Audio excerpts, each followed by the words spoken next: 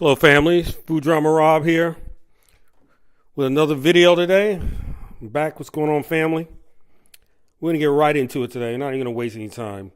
I want to talk about this video. It's gonna be a short one. This video about Walmart ice cream sandwiches.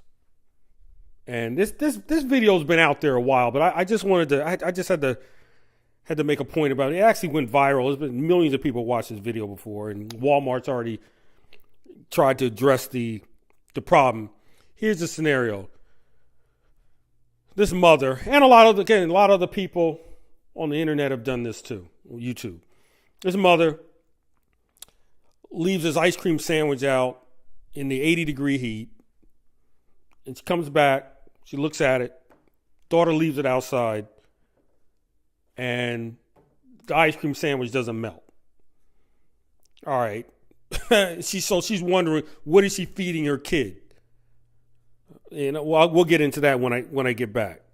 So check this out, and we'll talk about what's really going down. But you know what's going down. We'll check it out. Be right back. What's brown and white and read about all over? This little ice cream sandwich. The media went gaga over Walmart's Great Value vanilla ice cream sandwiches. There was even a viral YouTube video, all because a Cincinnati mom worried something might be wrong after her son's Walmart ice cream bar purportedly didn't melt after a morning outside in 80-degree heat. She voiced concerns to her local news station. So I thought to myself, what am I feeding my children? Consumer Reports set out to find the answer. Is there something unusual about Walmart's ice cream sandwiches that delays melting? What about other brands? In other words, what's the science behind ice cream meltage? Consumer Reports food scientists checked out 5 big brands: Klondike, Nestle, Walgreens Nice Brand, Blue Bunny, and Walmart's Great Value ice cream sandwiches. They were brought to our patio in 100-degree heat. So, what happened? The Nestle bar succumbed within 10 minutes. It took 15 minutes for the Klondike bar to waver, melting slightly at the corners. At 30 minutes, the Walmart, Walgreens, and Blue Bunny bars were soft but holding their shape. And at the end of an hour, the Walmart sandwich, seen in this time-lapse next to the Klondike, still held together. What is behind the lack of meltage? To find out, the 5 brands were then sampled by Consumer Reports' expert sensory panel, who had a common observation about all of them. So tell me about the texture of this sample.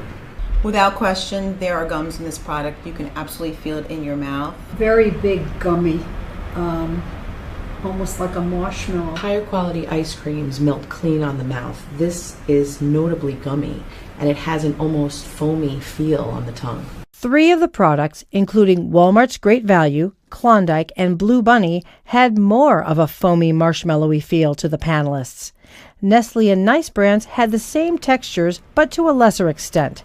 Manufacturers add gums and other ingredients like calcium sulfate and mono and diglycerides to help control the melting rate of ice cream. They're also added to prevent large crystal formation when products are taken in and out of the freezer. Consumer Reports reached out to Walmart, who emailed that ice cream with more cream will generally melt at a slower rate. They also pointed to this blog from the International Dairy Foods Association outlining what goes into an ice cream sandwich.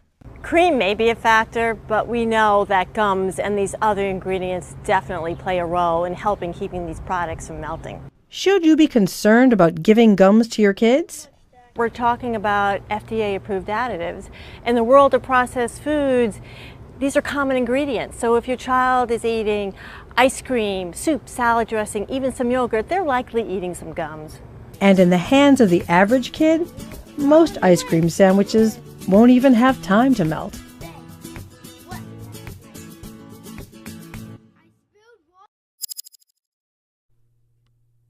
All right, I'm back. That was an interesting little video. Basically, we're gonna break it down here. So this lady says, what am I feeding my children?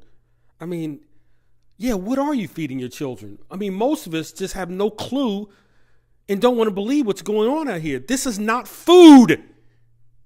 It's not food, people. You're feeding it to your kids.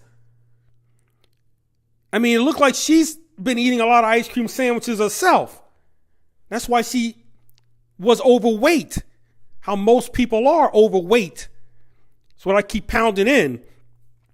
Then the lady was talking about, they went to the consumer people, and they were talking about the science of ice cream melting. So basically Walmart is saying if they add cream, more cream, the more cream they add, the faster it's going to melt. So obviously they don't want the ice cream to melt, but at the end they said the kids are going to eat it so fast it's not going to melt anyway. But obviously they don't want it to melt, so when they bring it, people taking it home, it's not going to melt as fast if they leave it in the car. So obviously, again, they don't want the ice cream to melt. It melts at a slower rate. So she talked about, again, the science of the ice cream meltage. And basically what they're saying is when they were looking at the ice cream, they're basically saying there's just gums and fillers. Or just what they specifically said, there's gums. So people, what are gums? I mean, you don't care. Most of us don't care. Most of us didn't care. What are gums?